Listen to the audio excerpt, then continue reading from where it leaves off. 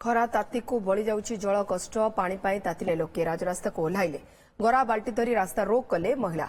नयगढ़ जिला भापुर ब्लॉक बाउंसबाटी गाँ लोके फतेगढ़ कंटिलो जाइथिबा 48 नंबर राज्य राजपथ अवरोध करथिले। अभियोग करछंती मासे हेब गाँ रे पीवा पानीर अभाव देखा देछि बोली।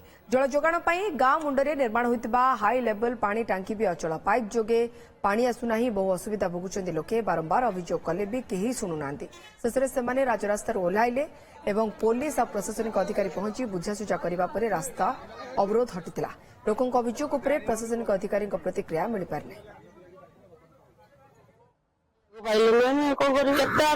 परिष्कार पानी खाई